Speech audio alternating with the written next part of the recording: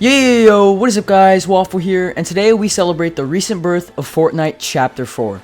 I've personally been having fun with it, as much effort as it is adapting to what's now such a radically different game and meta. But you're not here for my experience, you're here for my knowledge, and I have no choice but to provide. So without further ado, let's get straight into what you need to know about Chapter 4, from what's new to what's back, and what might be coming. Where else is the best place to start other than Spawn Island? From the get-go, we can see that the loop is no longer protected. We don't have any more 2 islands covering each side, we don't have a bridge in between in which we can access the 0 point, just this one island with said 0 point, which seems to continue to draw things in. We can see the little tendrils and whatnot grabbing things like we did in the event, which by the way, was so incredibly fucking mid. Additionally, given that the island is smaller this season, this could mean that named locations and other various pieces of land might get sucked back into the island like we saw in the event, thus expanding the size of the map. But, disregarding the small lore tidbit, let's get on to the actual gameplay changes.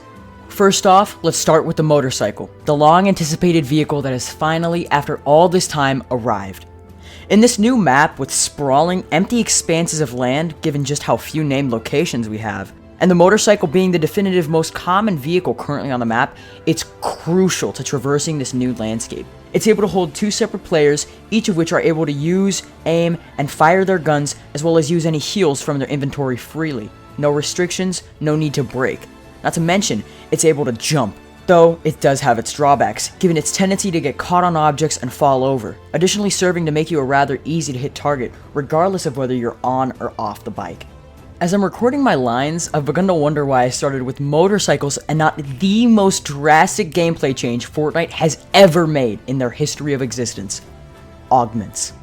These are the equivalents of perks that most other shooters have, however, all players unlock a random selection of these augmentations to choose from at the same preset points in time during a match. Essentially, fair's fair. It's not like COD where playing for a longer amount of time gets you immediate access to better items and whatnot. However, over time and with playing, you do begin to unlock more available perks given to you at each random roll. Seemingly just by playing the game, though I cannot confirm this, and I'm not sure if unlocking specific perks is linked to doing any specific achievements, quests, or any other tasks in-game. Regardless though, this new mechanic is actually insane and has a wide variety of potential uses, from instantly giving yourself a chug cannon, automatically upgrading any vehicle you step in, or even giving you increased damage in certain situations with certain weapons. Though this new mechanic may seem tough to get into and really grasp because it's very radically different from what Fortnite has ever done before, we've thankfully got the augmentation tutorial quests to lead the way and teach us how these things work. We'll cover more on those quests later. Next up are the new capture points. Each named location has a certain zone in which you can stand to raise a flag. If you're able to do so, all chests and loot in the location are pinged, as well as any nearby enemy players. These flags can't be taken down or replaced, so if you intend to reap the benefits of them, it's best to contest should someone else try and capture it before you. Like in Season 2 of Chapter 3, we have new mobility, vaulting.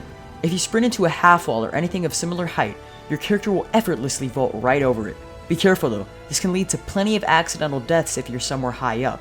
One of the newest heals you're going to find all around the island is Slap Juice, a stamina-based counterpart to Slurp Juice. Each bottle can be drank while moving and provides either 15 HP or 15 shields, on top of temporarily giving you infinite stamina. It can also, like Slurp, be found in barrels littered all across the island. With the 0 point still drawing things toward it, we can witness random rift events, which can bring a variety of items onto the island by mere chance. This can range from an NPC and a bunch of loot or heals to a trio of loot llamas. Considering how young this season is, we don't know just how many of these encounters there are or how varied they may be. But one thing's for sure, I can easily see this contributing to clutch plays in the future. And with that, we conclude this segment of key features and new mechanics. Next up, the Battle Pass. Before we get into this, it should be mentioned that with this new Battle Pass layout sporting 14 pages instead of 10, the tier system seems to be mostly obsolete, or at least much harder to comprehend at this given point in time. So I'm not going to be talking about tiers, I'm just going to be talking about skins, pages they appear on, etc. Unless it's like tier 1 and 100, which are easily trackable. But without further ado, starting out with our tier 1, we've got the moon-themed Celine. Her base style is pretty good in its own right, and next up we have her armor style, which is pretty good too, though personally not my taste. She's a pretty strong starter skin. I think she's good, personally. Having started off strong, however, let's move on to Masai. I won't lie, this skin is pretty uninteresting and frankly kind of ugly in my opinion, given his base style's egregious color scheme and just dogshit choice of clothing. His Airwalker style on the next page is far better, though still not really my taste. I feel like the skin, the bag was kind of fumbled on it. Next up, and without mentioning how I somehow completely failed to notice him in the ending cutscene of the live event, we have none other than the infamous Doomslayer, or as some may know him, the Doom Guy. My god, this skin is gas! Lord! I'm really happy with how accurate they got him, and especially how great he looks with the new graphics engine. Everything about this collab is absolute perfection, from his Cacko Demon glider to the absolutely nutty Crucible harvesting tool. God damn, that's good! Next up, we have Dusty, a baseball-themed skin that I actually really enjoy design-wise. Though kind of simple for a Battle Pass skin, the less seems to actually be better in this case. When I unlock this one, I'll definitely be sporting it. That is, if I'm not still repping the Doomslayer, of course. Her Boneyard bonus style is cool too, though not as good as the base skin in my opinion.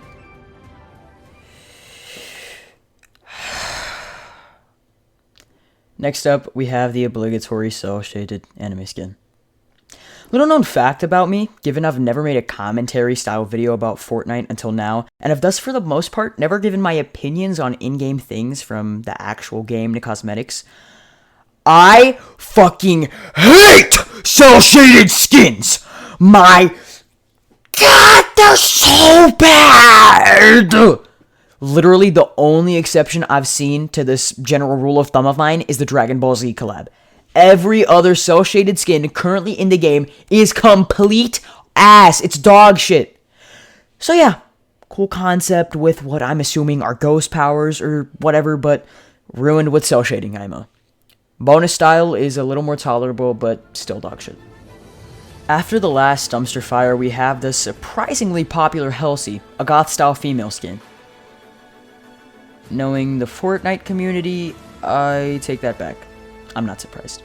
A complaint you'll hear from most players, however, is that this pass's female skins look too similar, or like they're alternate styles of each other. And honestly, I'll give the community credit on that one. The comparison's a bit tough between Celine and Dusty, but on my first skim through this Battle Pass, I remember thinking that Helsi was a bonus style for Dusty. Still, the skin itself isn't bad, nor is the bonus style. Not my style, but not bad, Epic. Not bad. And finally, after all this time, we have gone since Season 6 of Chapter 2 without an original Tier 100. It's all been Disney, Marvel, and Star Wars. All Disney. I will inform you all with great confidence that when I saw the ageless, or at least as most of us will know him, a snapshot of Geno, my convulsing penis released the absolute fucking creamiest of loads across my monitor, and you may think my balls were drained after that, until I flipped to the final page and saw his armored style, upon which my screen was now buried in a mountain of white jizz. Good lord, this skin is so good! And that's not even mentioning the completely fucking gassy emote that looks really retarded with the skin I wore for the footage. On to bonus styles. Club President Helsi doesn't really change anything about the main skin, and is thus boring to me. The Bullpen Brawler style for Dusty is great in my opinion, providing a cool armor look that I didn't know we needed. Then there's the Golden style for the Doomslayer.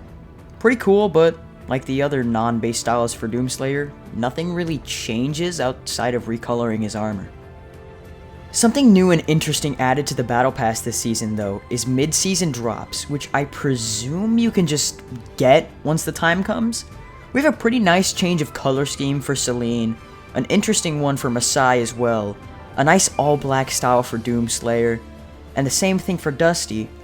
And then as our last mid-season drop, we have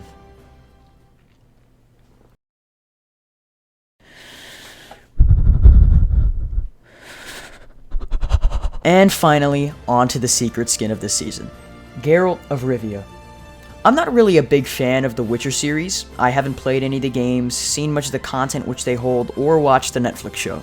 Though I'm not qualified to speak of accuracy, I can say that I personally really like the collab and the general appearance of the cosmetic. I like how the skin looks, basically. So, even without being a big Witcher fan, you're definitely going to catch me sporting this guy. Named locations. Who doesn't love them? Chapter 4. Chapter 4 doesn't love them. Coming in at only 9 named locations, this season is seeming to be a bit underwhelming in that regard. After all, this game's very first season, known for its fairly empty map, started out with the same number, 9. But let it be known, ladies and gentlemen, that before we cover each individual named location, each one makes up for the lack of colleagues in its own right via being much larger than the typical named locations of previous chapters. Seriously, these new locations are spacious. And before we get into these specific locations, I should mention hotspots. These are designated via coloring a location's name on the map in gold, indicating that there you'll find better loot of higher rarity, though at the cost of a bigger fight, given everyone can see the hotspots too, and you'd better believe it's gonna be hot. People will be landing there. That's the name. The best part though is hotspots are randomized each game, creating an intuitive way to encourage players to regularly visit all locations outside of annoying and tedious weekly or seasonal challenges. But without further ado, let's start with the first place I dropped this chapter, Shattered Slabs. This is a quarry-themed location covered in unbreakable stones and filled with water at its lowest points. Outside of a generally fun layout to fight in, it's most notable for the shockwave crystals or stone, whatever you want to call them, lying around everywhere. You can repeatedly hit them with your pickaxe to build up potential energy and send them flying off in a certain given direction, either into an enemy you intend to splatter or make a red stain, or with yourself atop for some quick movement. Frenzy Fields is, to my much dementia-ridden knowledge of the OG days, a location dating back to Chapter 1, but boy has it been revamped. As the name implies, its location is farm-themed, with various barns, coops, silos, and crop fields littered around the place. In my personal opinion, it's not a fun place to drop, but you're not here for that, you're just here for descriptions, so let's move on and I can keep making soulless, opinionless content. Faulty Splits, a pretty generic modern town location, its main centerpiece being none other than Split's 24-hour bowling.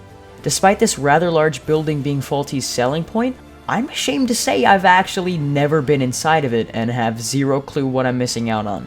I thus have really no other information on this place. Moving on. Breakwater Bay is a fairly boring and uninteresting location, taking after the medieval town vibe of most locations this season, just with a dock in the water. For a named location, it's also pretty small compared to the rest. It's pretty mid.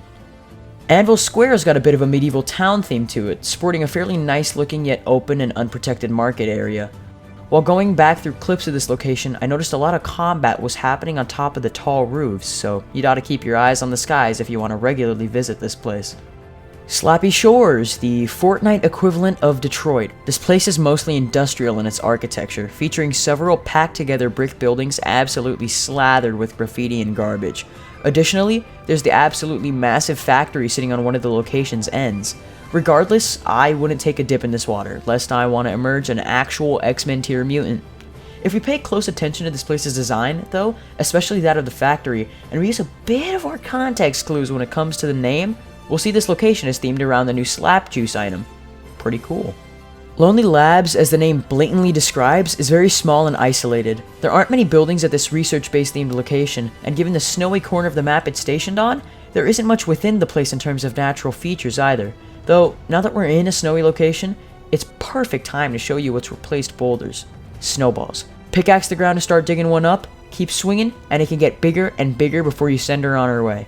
It's incredibly destructive and can even be a nice hiding spot, given you and your whole squad can jump right into these suckers. Brutal Bastion is probably one of my favorite locations this season, vaguely reminding me of the Sanctuary architecture. This place has the whole temple in a cold, snowy place trope going for it, as well as a generally dynamic fighting environment, especially thanks to the massive mountain sat right next to it. This place is very interesting, and it's not really as much of a slog as some of the other named locations, and I adore it. I genuinely love it. So, I'll hop off its dick for now, but damn, man. And now I saved the absolute definitive best for last, the Citadel. This badass castle type location is teeming with Oathbound chests and many ageless related decorations. Now, speak of the devil, here he is in all his glory, wielding a shockwave hammer and mythic Excalibur rifle, which he'll drop if you beat him. Despite being the only one currently on the island, he isn't too tough of a boss fight. Honestly, the real danger lies in getting attacked by other players given this location's massive popularity, thanks in part to its abundance of shockwave hammers. We'll get to why those are such a popular weapon of choice in a bit here. Now, this season has a really unique weapon pool, with pretty much every notable weapon being new and either super fun to use or really special in its own specific mechanic. Let's just jump right into this one. The Excalibur rifle. Yeah, funny pun, Fortnite, kill yourself. Potentially one of the most unique weapons on this list. Despite its classification as a rifle, it takes 3 shotgun shells in a given magazine. What does it shoot? Swords. What do those swords do? By God, brother, they explode! This is a highly precise weapon and is extremely rewarding to its users, given its very high damage output. It is, like most of the new guns this season, very punishing if you miss though, given the cooldown between shots and the long reload time. The Red Eye Assault Rifle, a sort of mutant abomination MK7 marksman rifle hybrid love child. I'm personally not a fan of this quote-unquote AR, but if you're good with your tracking and a real sharpshooter, this gun is one of the most broken in the game, capable of shooting way faster than any DMR and dealing similar DPS to one. It is crazy recoil, but given it's a semi-automatic weapon, that's not too much of a turnoff for the good old Red Eye. The Scars are back, now with various rarities. The lazily named Assault Rifle boasts high bloom with equally high damage output, capable of lasering opponents if you can master the bloom's intensity, predictability, and time your shots well. These bad boys are practically a reskin of the old Chapter 1 ARs, so some OGs will be glad to hear. The reintroduction of these has created a new spam meta based mostly on relentless AR fire. With the nerf on mat harvesting and the ability to mow down freshly built walls without any ability for your enemy to fight back, it seems builders are fresh out of luck in this new chapter. The Maven Auto Shotgun, though weak to its predecessor Auto Shotgun, is a pretty fun weapon to use if you find yourself skilled enough to get close to the enemy, and lucky if they don't have a 200-pound hammer to bring completely crashing down on your sorry little calcium-deficient skull. There's not much to say about this shotgun. After all, it's the timeless Fortnite pattern of one weaker shotgun that can shoot repeatedly and faster and holds more ammo, versus one very strong shotgun that requires better aim and shoots far slower. The Thunder Shotgun, the one gun on this list that seems to be absolutely amazing for everybody except you. This gun is a bit of an odd bloom pattern, sporting a wider box of spread, but when I tell you that seriously good shots make this thing live up to its name, I'm serious. Not only is this bad boy so loud that, yeah, you've just created a thunderclap with the pull of a trigger, but it fucking hits like a semi-truck. Seriously, you manage to get a good hit with this gun, your adversary's guts are going to be painting walls halfway across the fucking map. It's crazy, dude. Like, your enemy is the neighborhood dog, and this shotgun is me, the neighborhood Ford F-150 wielding drunk driver. This shotgun will make its opponents into a fine red mist every 1 in 10 shots. It's diabolical, evil, even.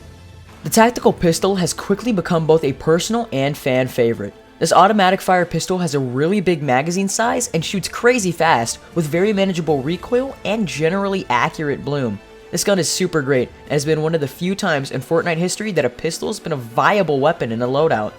The Machine Pistol's a gun returning from Chapter 3 Season 1, and honestly, I'm glad. It was introduced as a new weapon late into that season and was vaulted at the start of the next, leaving us without this highly accurate low damage SMG for the rest of the chapter. But now that it's back, it means business, capable of easily riddling nearby opponents with bullet holes. The twin magazine SMG is, for the most part, a run-of-the-mill SMG. What makes it special is the same thing that earned it its name. It has 2 magazines. That means after the first one runs out, you have a very quick reload speed, capable of swapping the second one in pretty fast. Once both magazines are out, you're given a far longer reload time, having to reload both. A good weapon if you're strategic with your shots and know where and when is the best time to reload. And ladies and gents, we're finally here. The talk of all the town, the most popular, the most hated weapon of the season. You love it when you have it, you hate it when the enemies do. That's right, folks, I'm talking about the Shockwave Hammer, the definitively most fun weapon currently in the loot pool. Starting with the alternate fire, this hammer has 4 charges, each of which you can use to slam to the ground and bounce a far distance, with the equivalent effect of a shockwave grenade, which by the way revolted. And don't worry, these charges, they regenerate naturally. When you use your primary fire, you swing this bad boy directly downward, releasing a cone of effect in whichever area you're facing.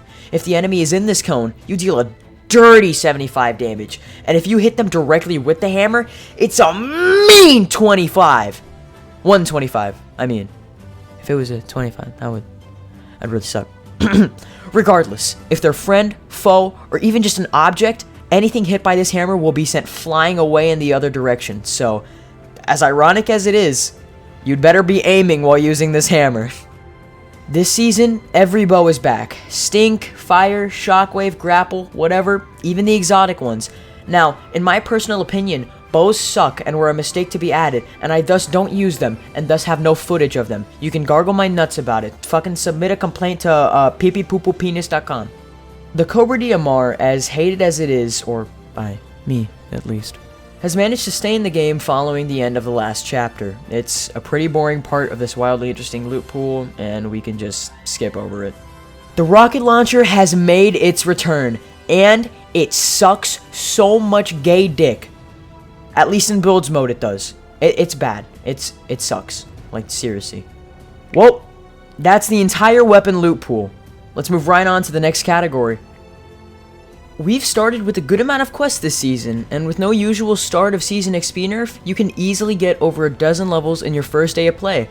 So, starting out with the Oathbound questline, these quests are basically the season's lore missions, like the Paradise quests and the Vibin quests and whatnot. So, for now, we, under Amy's supervision and instructions, carry out the final wishes of the now deceased Paradigm, who we lost at the end of the absolutely dogshit Fracture event.